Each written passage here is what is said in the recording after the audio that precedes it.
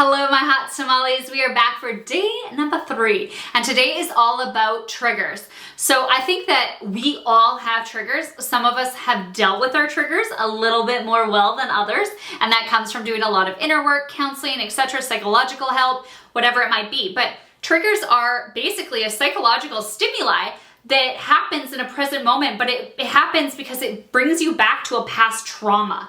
All right, so a lot of people think that they're not triggered because maybe in their mind, they didn't see this as a big psychological trauma or event in their life that actually had an impact on them.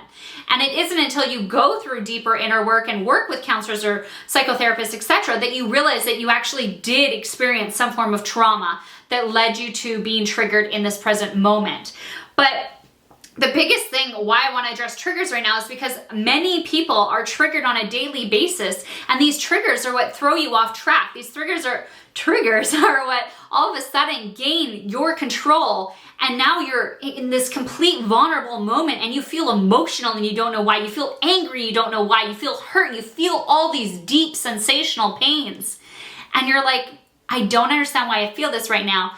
But you go to habits to soothe you. So maybe those habits, those coping mechanisms aren't healthy. Maybe it means going to the cupboard and binge eating. Maybe it means sabotaging in some way, shape, or form. Maybe it means drinking or drugs or whatever it might be. Or all of a sudden you're not showing up for yourself anymore. You're not going to the gym. You're sleeping in. You're just not showing up all together because you were actually triggered, but you didn't even realize it. Or maybe you did. All right. So triggers happen often.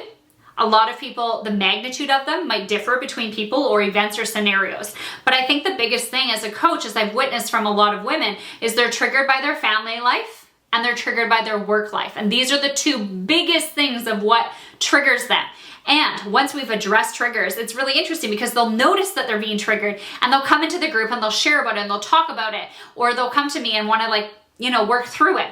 And what happens is all of a sudden you're realizing now for the first time that it's not actually just out of nowhere that you turn into this carb-eating monster that eats 43 Oreos, 2 bags of chips, a pint of Ben and Jerry's, and then you hit the drive-thru and all shit goes loose. It's not out of nowhere that this happens. Something in you is evoked, it's probed, and all of a sudden you're turning to food as your coping mechanism because maybe food has always been what you've turned to heal. It's that form of you feel control, or you want to hurt, or you want to sabotage, or you don't want to succeed, and so you sabotage with food, all right? But understanding your triggers is really important, and that's what I want to talk to you today about. So when you think how you identify your triggers is when you think about these times when all of a sudden you sabotage, when all of a sudden you fell off the wagon, when all of a sudden you stopped showing up for yourself. What happened in that day? What happened in that week or the days leading up to that event? What happened? What were you feeling? Were you feeling good in the morning when you woke up, but then all of a sudden you went to work and you weren't feeling so hot and you came home and the incident happened? Okay, so what happened at work? Were conversations had? Was it a certain person? Was it the way somebody talked to you? Was it that you lost control? Was it that you're unhappy in your job? What is it? Because we all have triggers. A lot of people, it's in their relationship with their children or with their husband. So their kids act out and they feel like a failure. And they've always felt like a failure. Ever since they were growing up, they felt like a failure. And so when they're failing at what they think they're failing as parenting, all of a sudden they just want to eat and they want to sabotage. Or maybe in their relationship, they haven't worked through a lot of shit in the relationship and they feel insecure. And so they turn to food, or they stop working out, or they haven't found their voice yet.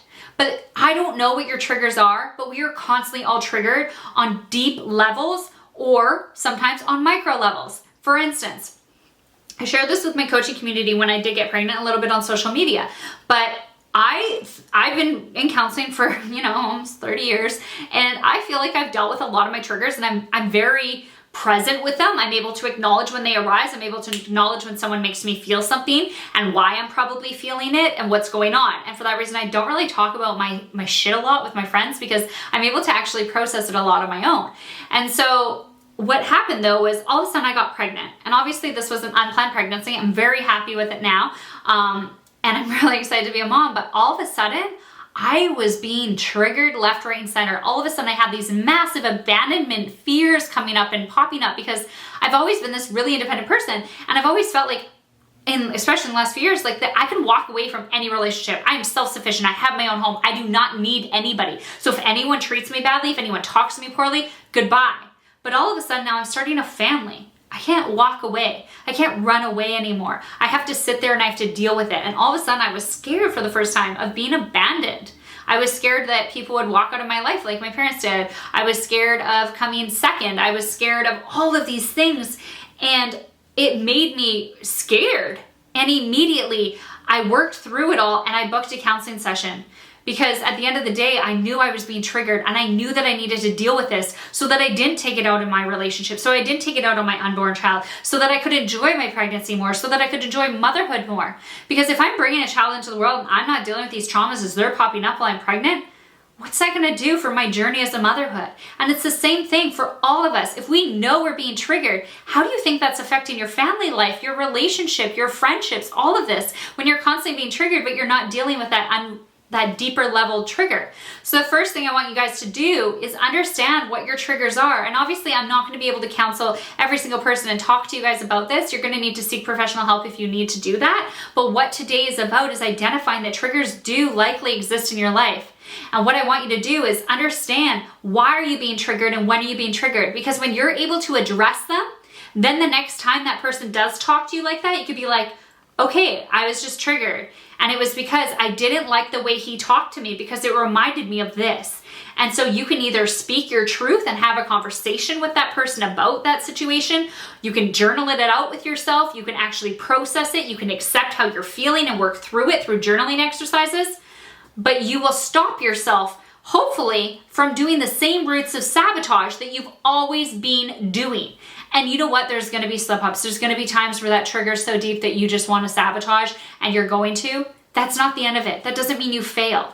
You had a little slip-up. You had a little relapse in the trigger trauma lane, all right? That's okay. You're a human. As long as you identified it, that's even progress. You analyzed it. You addressed it. You made it known that this was happening for you, okay? So this is going to be a work in progress, but identifying your triggers is going to be huge, because when we can do this, we can acknowledge them, and hopefully it'll stop you from that start-stop, on-off again wagon train, and you can actually start to learn how to make progress in your life and change your actual lifestyle, all right? So just want to make sure that I addressed everything. Sure looks like I did. So today, go into today's module. We're going to work through what our triggers are, how they present themselves, what are we going to do to cope with them, what are we going to do to move forward instead of backwards with them, and how we are going to commit to no longer letting them control our lives, all right?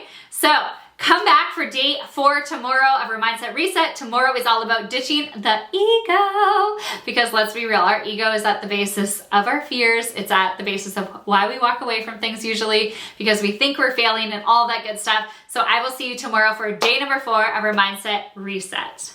Goodbye.